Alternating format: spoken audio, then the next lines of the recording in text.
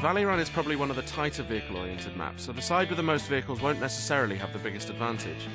The level itself follows the course of a river upstream, past a communication centre and on towards a water processing plant. Base 1. Attackers, use the vehicles at your disposal, and try finding alternative routes, through the woods for example. And using the boat to flank can often be effective.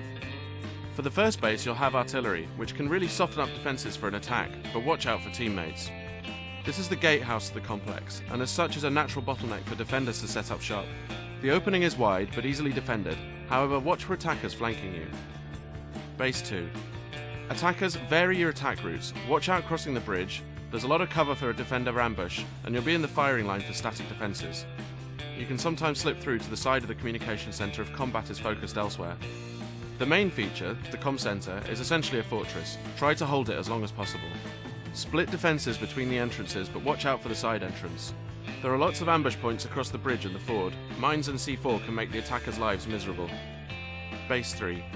Attackers, it's easy to get drawn into a pounding match, but remember the defenders have no reinforcements to lose, so will always come out on top. Push forward quickly, and try to use a variety of routes. Getting behind them can really disrupt the defences. This is more of a holding point for the defenders. There's no real cover, and if combat persists it will really get worn down. Use a blend of short and long range kits, and hold the attackers off as long as possible. They can lose a lot of reinforcements with the right mix.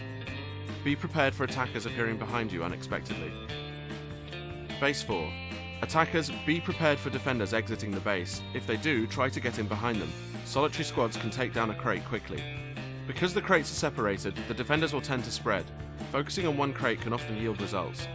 Defenders get their own armour, but the entrance is wider than it seems and the crates are well separated. Watch out for getting spread thinly. Try not to get drawn out. If the BMD-3 is in the courtyard, it can perform a very successful damage limitation roll by reacting to the crate under attack. Base 5. This base can be tricky for the attackers. Wide open spaces and lots of cover for defenders make it difficult to get close to the crates. Try varying your route across the river. They probably won't have all of them covered. Clear a route for the Bradley, it can provide really effective fire support. Defenders, try to keep the attackers pinned back on the other side of the river. Be wary of single players crossing over. There's a lot of visual cover, and if one player makes it over he can become 4 quickly. Try to stop the Bradley from crossing, and be aware that the silos are explosive. You don't want to be near if they go up. So that's Valley Run. Atmospheric and intense and often balanced on a knife edge. Enjoy the scrap and explore alternative routes. There's perhaps more of them than meets the eye.